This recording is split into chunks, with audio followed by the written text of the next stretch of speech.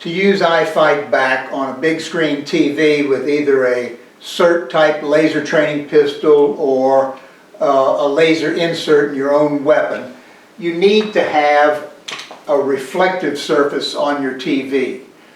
Projector screens are naturally reflective, TV screens are not. And you need a reflective surface in order for the laser to reflect off of the screen back to the camera so that the program can see where the laser hits on your TV. Here's a piece of the white $20 plastic from Home Depot attached to a blank TV screen to demonstrate the reflexivity of a bare TV screen versus one with a reflective cover over it. So here it is on a bare screen, and the white reflective plastic, bare, on and off, on and off. So you can definitely see the difference. I'm going to be showing you three types of plastic that can be put on the TV screen in order to use with iFightBack software. The first one is going to be a very thin plastic. It works perfectly well. $2 to $3 from Walgreens, I believe. There's a link in the help. The other piece of plastic is much thicker. It's about $20 from Home Depot. That also works very well. There's caveats to each and every one of them, pros and cons. And then the final piece of plastic is a more expensive, very brittle, maybe $70 from a company called Decorative Film. Now, one thing I need to mention is that these last two films, the $20 and the $70, are called static cling, which insinuates that all you have to do is hold them up and that static electricity will make them adhere to the TV screen. They don't. Neither on a TV screen, and most of them are plastic nowadays, or even on a pane of glass they don't stick automatically. They require a mist of film, a fine layer of water between the film and the TV screen in order to get them to adhere. The caveat on that is that if you spray the water directly on the TV screen, any excess water will run down and possibly work its way between the bezel or the frame of the TV and the TV screen itself. Now, I'm not a TV repairman. I'm not sure what's down below in all the various types of TVs.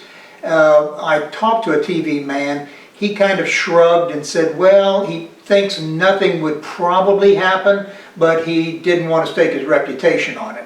So we talked about it for a while, and he suggested putting a piece of Scotch tape right along the very bottom edge of the TV screen where it protects that gap between the screen and the bezel.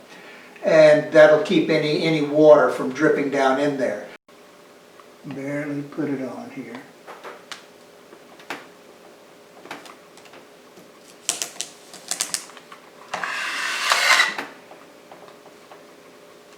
So the other idea is not to spray the water on the TV screen itself, but to spray the water on the plastic.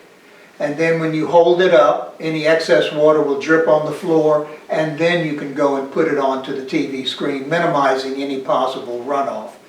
So we'll go through the three types of plastic. We'll start with the cheapest $2 or $3 plastic from Walmart. And then we'll progress on up, and I'll show you the differences, and we'll talk about the differences of each one. So here we go.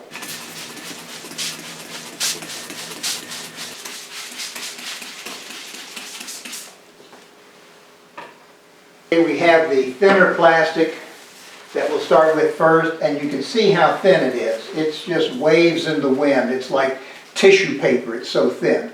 But it is $2 or $3, and it does its job well. The caveats are that it's hard to handle, it rips easy, things like that. But we'll go ahead now. Excess water has drained off. We'll put it onto the screen.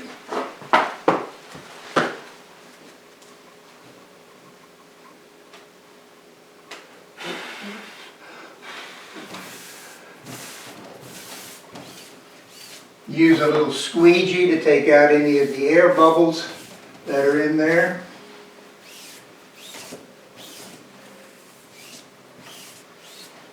Doesn't have to be perfect, but the more bubbles you take out, the better. Unfortunately, you can see here, there's a piece of Scotch tape that got on there. This is a piece that I've used before, and I'm just using it again for demonstration purposes. Okay, we'll call it quits with that, and we'll take a look and see what this looks like with the TV on. Okay, here we have the dueling tree coming through the cheap $2 plastic. You can see that you can see what's behind there. You can shoot, and I'm just demonstrating here. So even with that piece of Scotch tape that's messing up the plastic, everything seems to work fine. So we'll move on to some of the other plastics.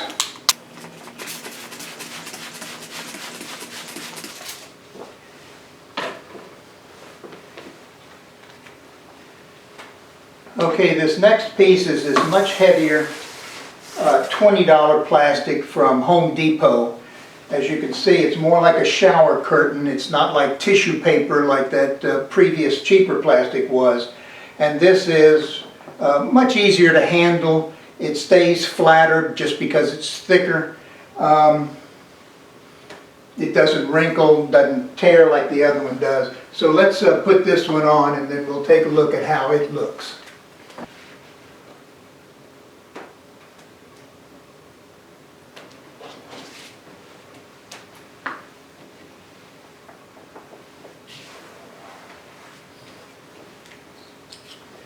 And again with the squeegee to get some of the air bubbles out. Now here's one thing to notice with this particular plastic. It's white like the first piece of plastic. It's much thicker, so then it darkens the screen a little bit.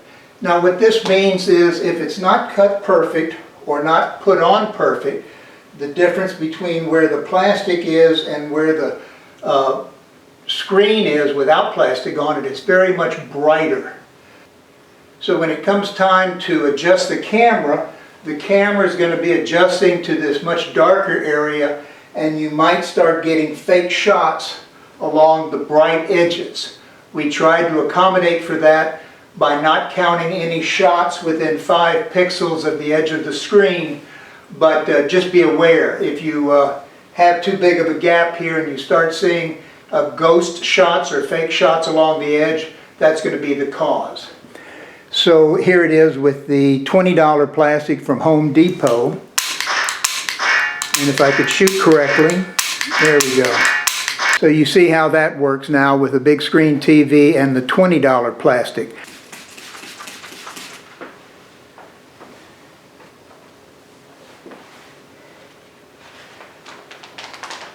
Okay, so this time we have the much more expensive $70 piece of plastic called Sol-EX from Decorative Film. You can see it's brittle, and you can hear it's brittle. And it's thin and it's stiff. It works very, very well. But you have to be very careful with it in that if you crease it, that crease will stay and you cannot get it out. But other than that, it's excellent, albeit more expensive. So let's put this on and we'll see how this looks.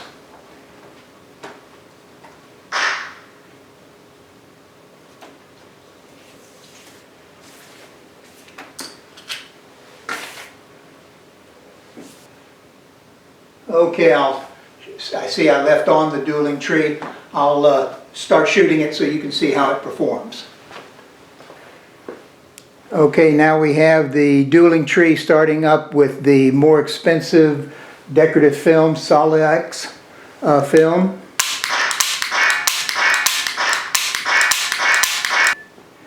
And it seems to work very, very well. Like all of the films, once you're ready to take it off, it's just a matter of peeling it off, like this. And like I said on this one, And let me show you. When they send it to you, they send it to you on a big plastic roller.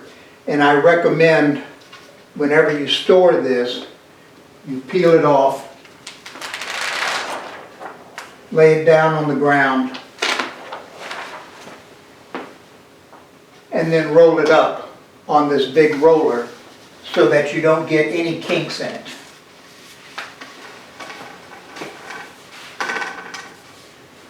Like this. So there you have it. 3 different types of plastic, 3 different price ranges. As you saw, the $3 plastic from Walmart, it works. It's not very sightly, not very professional looking, but it does work, and it's only $3. It might be something you want to consider if you're just testing and trying out iFightBack. The $20 plastic from Home Depot, indestructible, works very well. $20, not very much money. It might be the thing that you choose later on. The $70 plastic is excellent, but it's more expensive. You might try it if your budget permits, or go ahead and just stay with the $20 plastic. Hopefully you found this video useful. If you have any questions or any problems, or even any suggestions, please email us. We answer our email right away, and we're always anxious to hear from our users. Thanks a lot. Shooter ready? Stand by.